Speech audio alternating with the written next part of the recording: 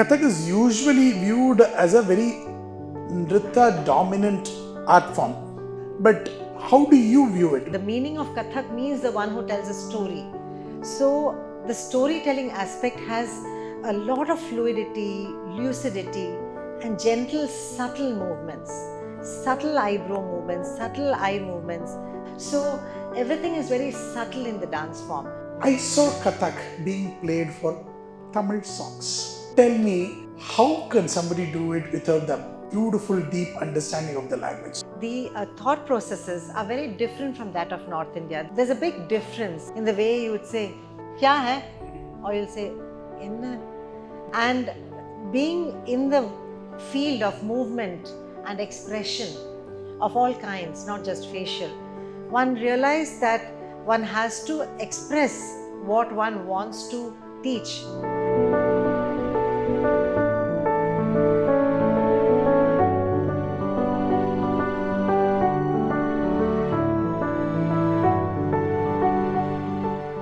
Om Namah Shivaya.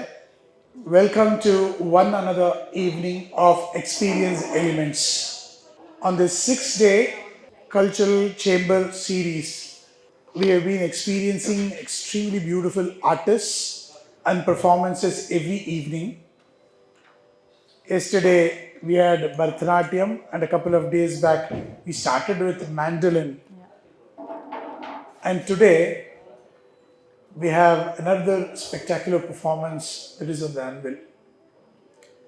And to present that are here the students, Sishya of Devaniya, of which the founder and the guru is a very dear friend of mine, Srimati Jigyasa Giri. Welcome, ma'am. Namaste. Today's program is Taal and Tatkaar.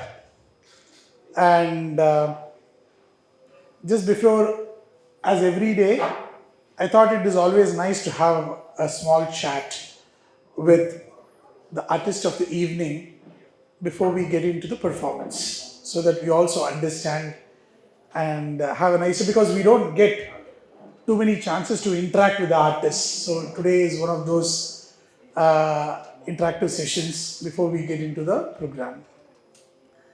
So, Jigyasa ji, namaste and welcome. Namaste, Om Sai Ram. Today's Sai's birthday. Today is the birthday of Swami Sati Sai, and it's on this auspicious occasion this program is happening. I've always wondered one thing.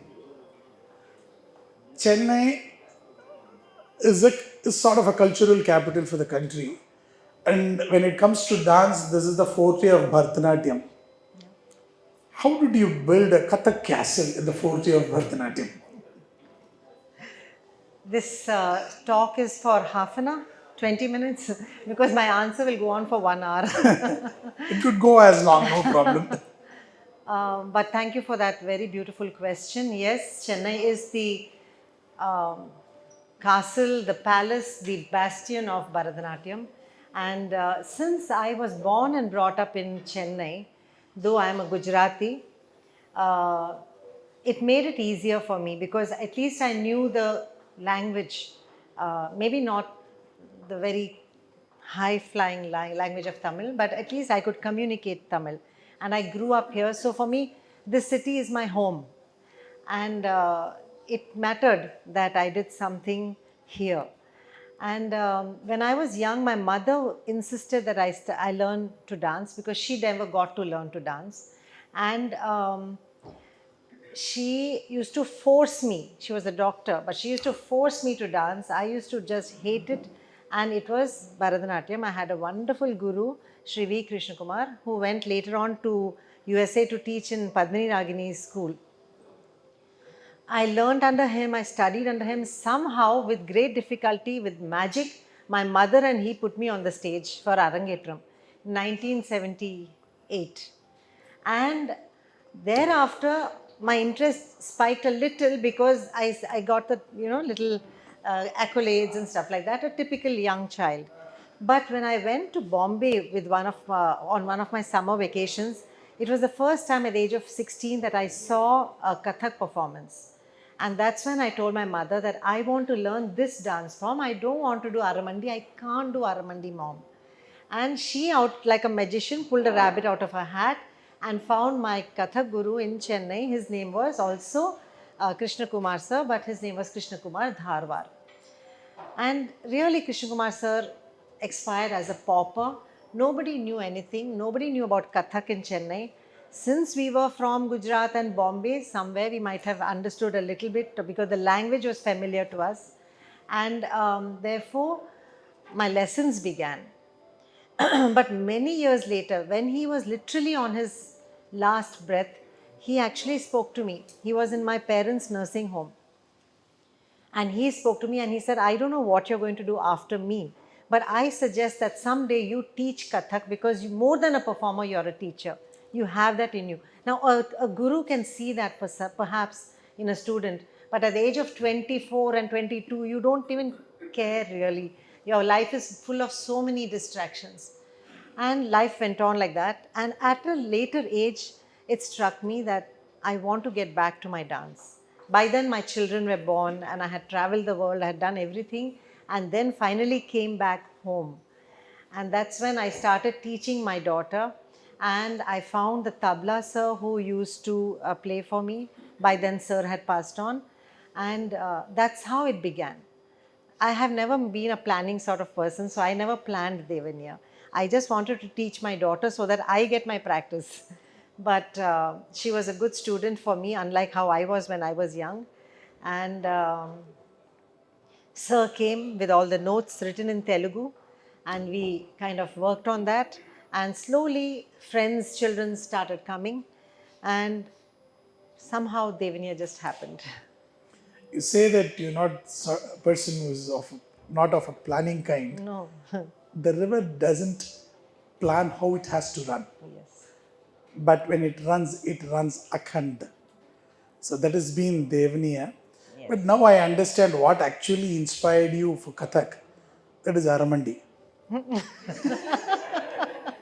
You're right about that. I can understand that. Now, another thing which and you said you knew the language, but you did not understand it as much. But I need to tell the viewers here, after founding Devniya, Jigyasa ji is also probably the founder. Tell me if, for the want of words, correct me please if the words are correct, of what we call now as the Dakshin Gharana. Okay. And I saw Kathak being played for Tamil songs.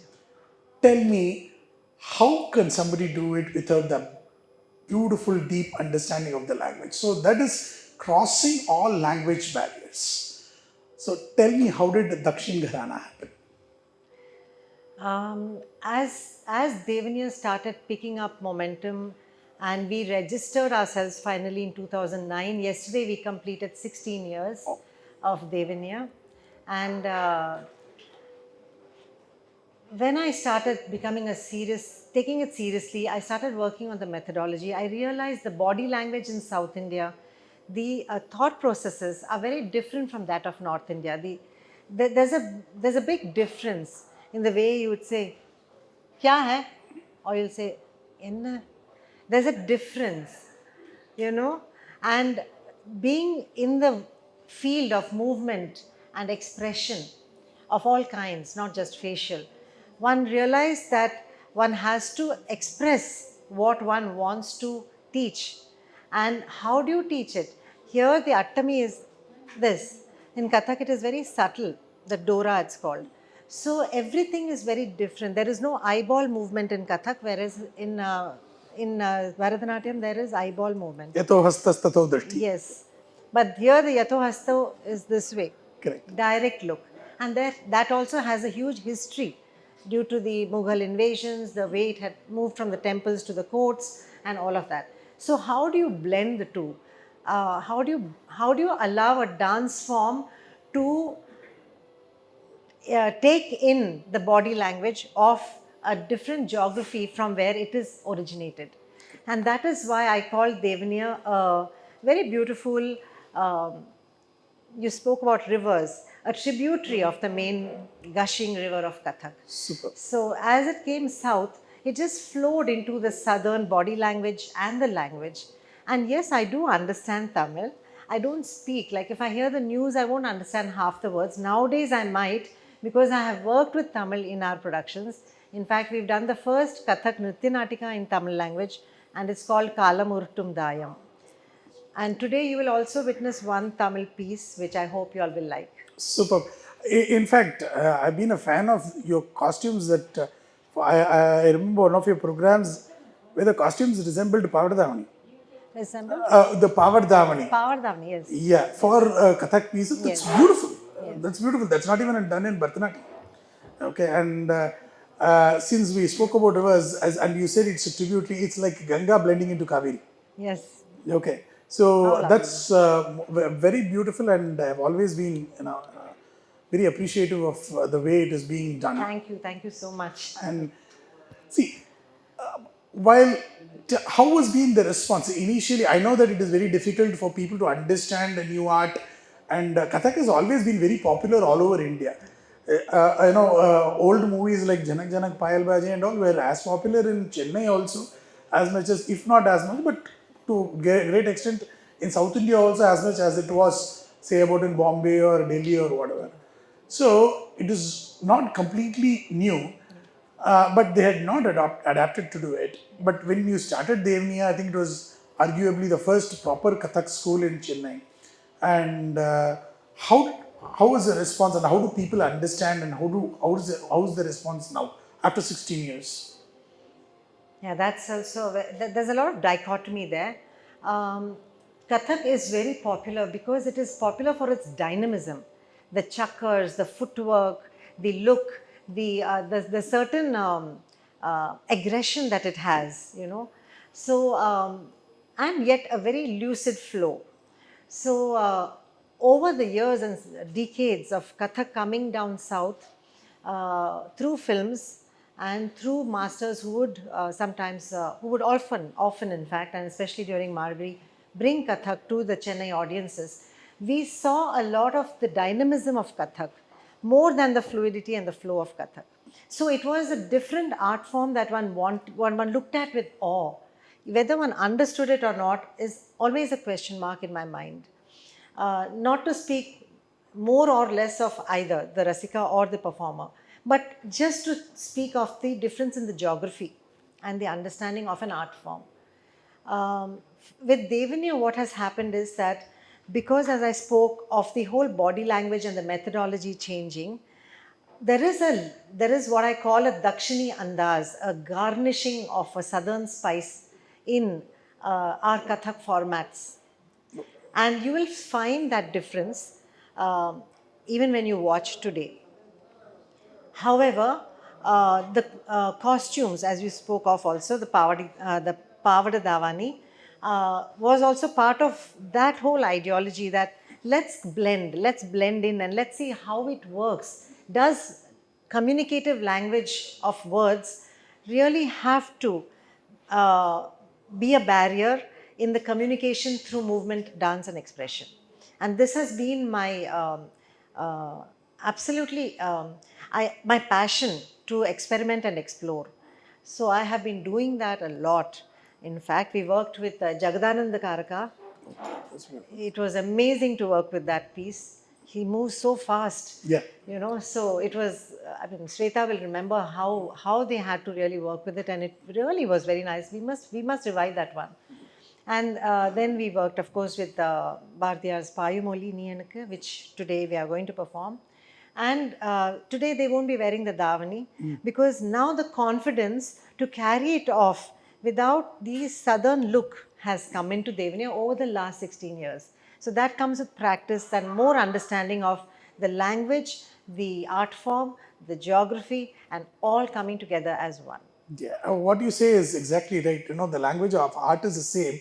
What might be the art form? That reminds me a scene from a movie Sagar Sangamam, that is Salangevoli, where Kamal Hassan, a Bharatanatyam dancer, goes and wants to learn Kathak, and he does not know the language. and he asks a Kathak student there, he speaks to her, communicates to her only in Bhava, and she is able to understand. Whereas his own friend, he says, "What are you even doing? I don't even understand." So the language is the same, though the art forms are different. Yes. So that's very beautiful. Uh, but your fundamentals are Banarsi and Lucknowi Gharana. Yes. Okay. How do, and these are evolutions, these are now recent evolutions, whatever you're doing, a lot of beautiful things you're doing. But how do the conservatives of the Lucknowi and Banarsi Gharanas view this? Don't get me into trouble. uh, I don't know because I am a kind of a lone horse, and I don't look for that. I just do my work, and it doesn't matter what anyone says. And if I find something in that, if anyone says anything negative also, which God's grace hasn't come too much, um, I'm okay to review it and to see whether I can pick up really something nice for me to expand our own work or to enhance our own work. I don't mind at all. I'm happy for it, in fact. But overall, I have not heard too much, no ripples. Yeah. See, because when art forms, when they cross borders, get into different geographical regions, they take different forms. You know, when I was young, in the younger schools, I was surprised to know one fine morning that to find out that violin is originally a Western instrument. Our people had blended so much into India, especially Carnatic music, that I thought it was a Carnatic instrument.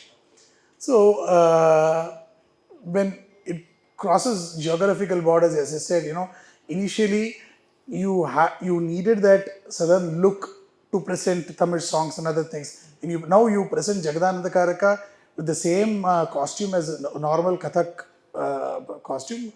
It's very beautiful now. Yeah. And the students also have started performing individually now. Am I correct? That's correct. And the beauty about Kathak is that there are no formats. So there's no so-called Kathak costume. There are two. The history of Kathak itself, if you see, if I'll tell you shortly in Please do. little while, Please, please. is that it was a temple dance form in North India. These Kathakas used to go, the Katha kahe so Kathak kehlave. The one who tells the story is a Kathak. So they used to go to the temple courtyards and tell stories of gods and goddesses, Krishna being the most favorite. And they would entertain people in the temple courtyards. But when the Mughals came in, Mughals were a barbaric race in that sense, but they had already colonized Persia. And Persia was a place of art, music, dance. And because it was the whole Afghan belt and that northern belt, there was a lot of similarity. I'm sure people used to trade and all of that. There was a lot of similarity in food, body language, and the art form. So when they came in here to rule, the Mughals, they brought the Persian influence in. They brought those musicians, they brought those dancers, those artists, and they took our temple dancers into the Mughal court. So now these temple dancers were not allowed to show, they were not allowed to show Krishna or the Mor Mukut with Radha. They were not allowed. They were not allowed. But what did our dancers do? They wanted to retain their origins, but yet they had to feed their stomachs and not get cut off. So they started things like Krishna with a very sensuous expression. Now, when you do this, the Mughal is seeing it very sensuously, very romantically, but the Krishna is covered and masked. Correct. Likewise, the Mor Mukut, which is here, the peacock feather, became this kind of a movement, and the hand became straight, and it became a very nritta element. But the Kathaks, or the Kathakas who were actually performing that, knew what they were holding on to, and they retained a lot of the history that was being removed and vanquished. So that is why Kathak is the only classical dance form of India, which is which is a fantastic confluence of two very rich cultures of the world, the Islamic and the Hindu, both of which are fighting unfortunately throughout the world in every field except in Kathak, where the salam and the Namaskar come together. You see, so then where's the barrier of Incidentally, boundaries? in Carnatic music also, in several Javalis, earlier Javalis, the word Salamu is Yes, used of many course. times. Yeah, Yes, that's from the Hyderabad belt. It must have correct, come. correct, Tipu Sultan and all. correct. So that's very interesting, and that's exactly where I was going to. You know, when you spoke about Nritta, it's becoming very rich in Nritta. Kathak is usually viewed as a very Nritta dominant art form. Not necessarily it is that, but how do you view it? Because there is a very strong, as those subtle but very strong and deep bhava element into it. How is your approach towards that? That's the other thing. So, especially in South, where I'm noticing because I'm teaching here, the expectation for Nritta is a lot more. Also, the expectation for the anarkali costume is a lot more than for the lehenga choli. So, because that has a certain appeal, it has a certain dynamism, it has a lot of energy, you see. But then Kathak is also storytelling. The meaning of Kathak means the one who tells a story. So the storytelling aspect has a lot of fluidity, lucidity, and gentle, subtle movements, subtle eyebrow movements, subtle eye movements, subtle wrist movements. We don't follow all the hasta mudras to the T also in Kathak. Even the Arala will be just very gentle, you know. So everything is very subtle in the dance form. So obviously the storytelling, the way of moving, everything is softer. There's no strength in terms of physical movement when it comes to the storytelling aspect in Kathak. Yet, it is the it is the most beautiful part of Kathak, which somehow, especially in contemporary India, we are finding it disappearing almost. So even if you see a Shiva Tandav, okay, can have a lot of Nritya and elements and it can have a lot of energy. But the same Krishna Leela, Rasa Leelas need to go into the flow. There are Baithaks also in Kathak, which is where the artist sits and only performs with facial expression and hand gestures. But those kind of things, nowadays I find that audiences are also not patient enough. They want the physical energy. You want to see They more want to see the the fanfare, chakras, the the highs, chakkars, the and footwork, the jugalbandi, and yes, but that doesn't mean that we should not bring even the other side to the audience. So we try to balance a lot.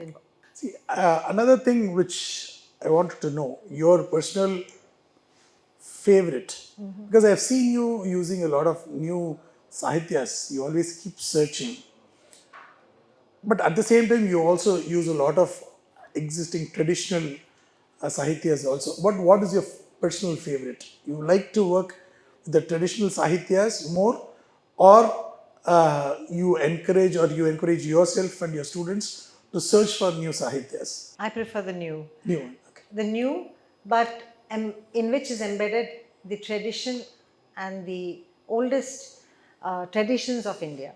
Okay. So, for instance, recently we did ghazal. So ghazal is definitely the Islamic element. So the costume also was very Islamic with the topi and the cap and feather and everything. It was called Shamma Parwana, which is flame and moth. So it was a ghazal that actually I scripted the lyrics and it was set to music by our composers. The ideology behind Shama Parvana was Adi Shankaracharya's uh, Viveka Chudamani, in which he has spoken about the five senses and given examples of animals for each one, like the elephant for smell, no, sight, no, touch. Touch. Okay, the bee for smell, and like that, the moth for the flame, the sight. So, how these animals get trapped into the senses, even if they are released from it, they will still go back. But the human mind can make a shift because you can think and get out of that. So it is the teaching of our Vedanta and our Upanishads that I picked up, but I put it in the format of a ghazal. So I wanted to again experiment. So you presented a ghazal of Vivek Chudamani. Yes. It's beautiful. And called it Shama Parvana. That is very beautiful.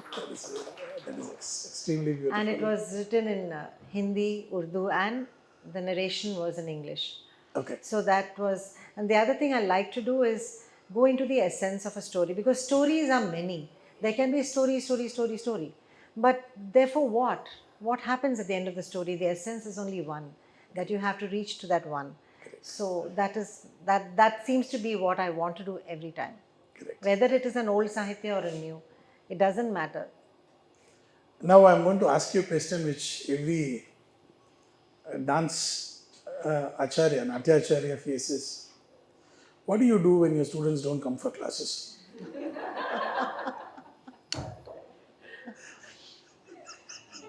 Amma. Sweta is the teacher in the dance school. Siddhi's training to be, Preeti's training to be. So they know the frustration I go through. And they also start feeling frustrated actually nowadays. That where are the kids? Sometimes there are 3 teachers in the class and 2 students. And we are like, wow, okay, let's play hide and seek here. But then we work, if it's a children's class, we work on stories. If it's an adult class or a senior batch, we work on Abhinaya of the face and the whole, fourfold Abhinayas. Or we go back to basics and take questions from those who have come. But overall, it is very sad when students don't come to the class. Correct. That's your question, right? Yeah.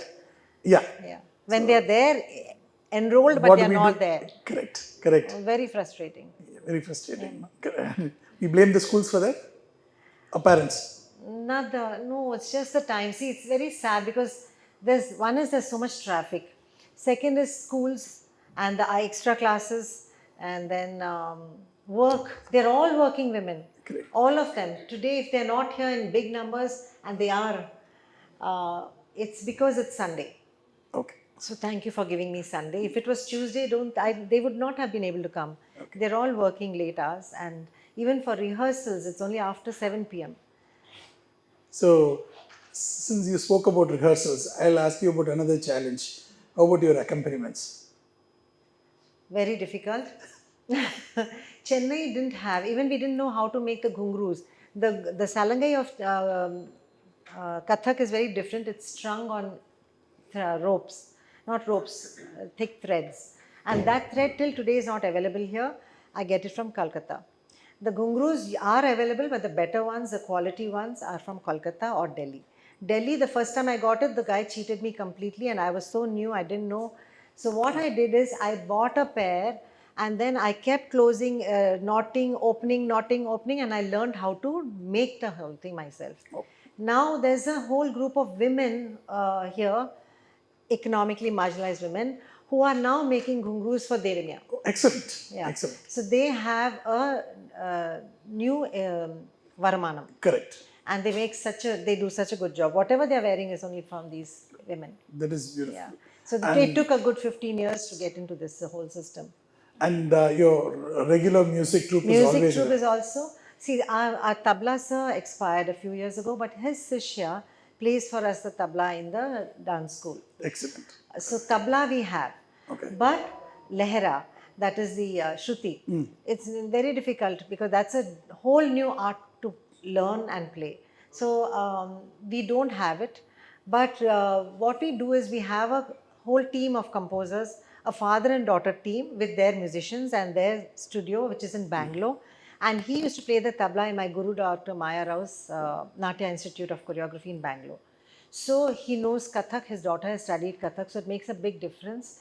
So our compositions come from him, meaning we work together. And whenever we need anything in live, they come down. Okay. Which is a very, very expensive proposition.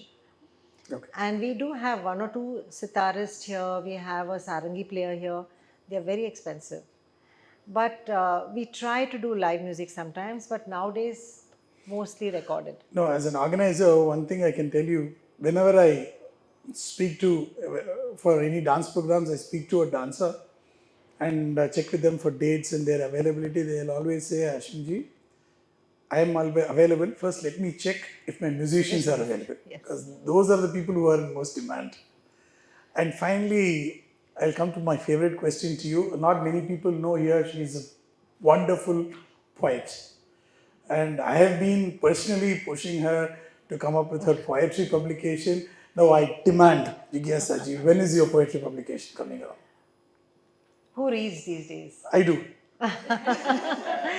I did start a blog and it's there. It's called The Cosmos Whispers, which is very silent because nobody reads. It's there on the internet. It's there. The blog is there. So But a written book, maybe someday. please come up with a publication and I will host the book publication here. How sweet. Thank you so much. Thank you. Thank you very much for this beautiful tete-a-tete. Thank you. And over to now for a beautiful performance of the Sishyas of Devaniya. Thank you. Thanks a lot. Thank you so much. Your questions were so nice. Thank you. Thank you. Thanks a lot. God's grace.